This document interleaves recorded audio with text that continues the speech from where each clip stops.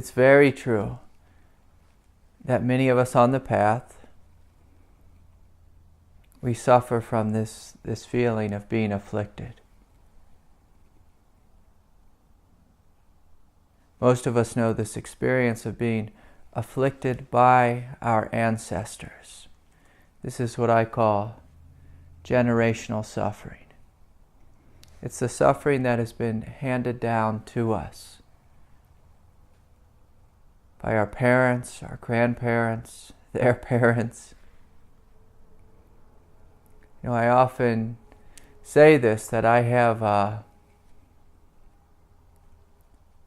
an Irish alcoholic that lives within this body. Now, I don't drink alcohol at all. But because of my ancestors, because of my family conditioning, because even it's been passed down through my biology and through my DNA, within this body of mine is a 1,000-year-old history of alcoholism.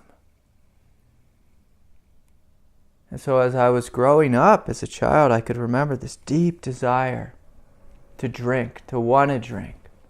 I thought, what is this about? I don't really want to drink. What I want is peace. And so I always walked toward the path of peace. Now, most of my family members, most of the individuals in the past who've died, they've died of alcoholism. There's been tremendous pain in my family lineage. But I can feel this pain within my body, and as many of you know, if you have a mother who's incredibly anxious, you may feel that same anxiety within you. If your grandmother is anxious, and then your mother is anxious, perhaps you were given this anxiety. You were given this movement, this psychological force within your own life. Now, I have a very wonderful life. There's no reason for me to drink or to desire to drink or to end my sorrows in a bottle of whiskey or again a Spira or whatever it is. But because I'm awake to this generational suffering, I'm able to work with it. I'm able to meet it with love. I'm able to see it from a perspective of mindfulness and say, no, I don't need to drink. This is not for me. Now, fortunately, God has made it quite easy for me. God has given me an intense allergy to alcohol. And so even though within this nervous system, within the collective consciousness of my ancestors' minds, and that mind I am absolutely plugged into. This is what the Buddha referred to as conditioning.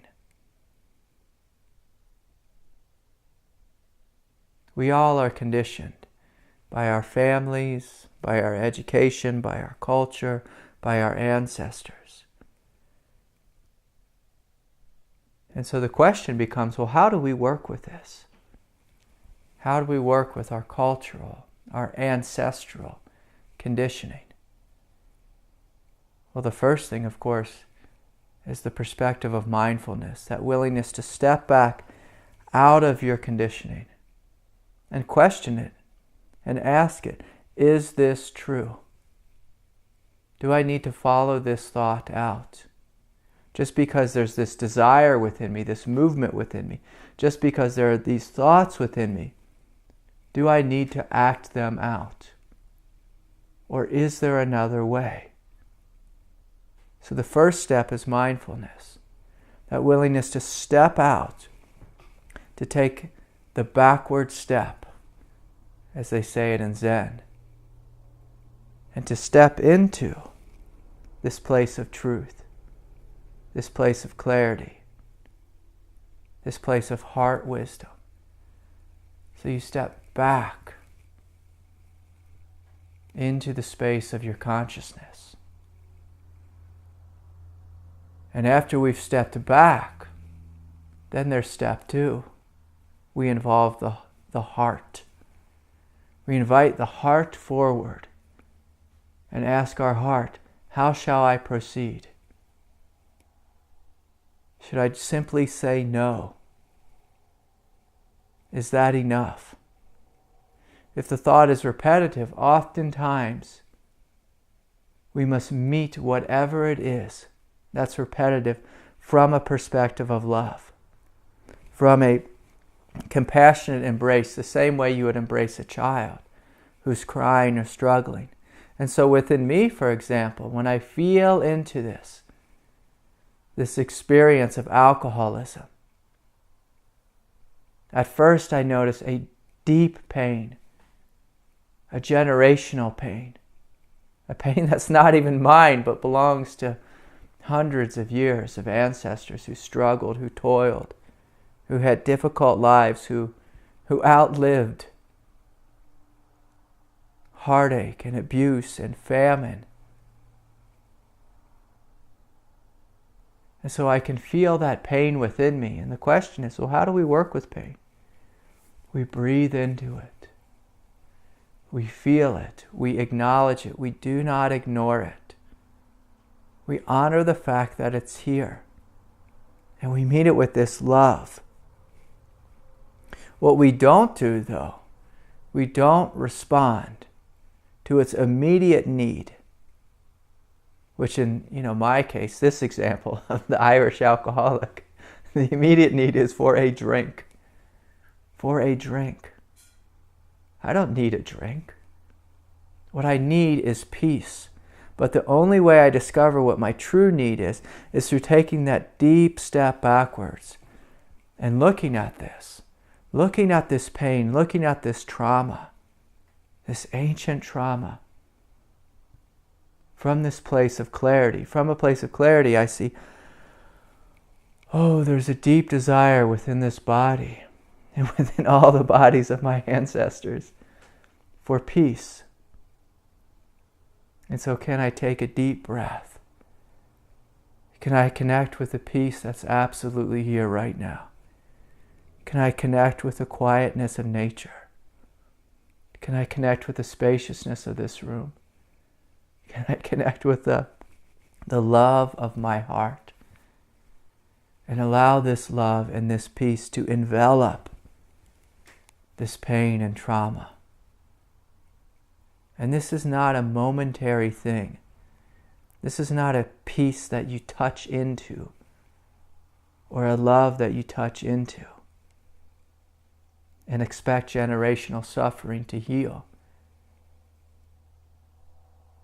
The anxiety that you experience from your mother that lives within you, the depression that you experience from your father that lives within you, it doesn't heal through just touching it once with peace. It needs to be flooded with peace, flooded with love. The same way a mother, when she's taking care of a sick child, she doesn't go in there and say, "Hey, are you okay?" "Oh, okay, you're okay," and then leave the room. She holds that child. Not for 5 minutes, but maybe for 5 hours. Sometimes for 10 hours. Sometimes for 7 days. Sometimes for 7 years. And so it's this willingness to love again and again and again with absolute patience until whatever it is within you, whatever pain or trauma, absolutely dissolves.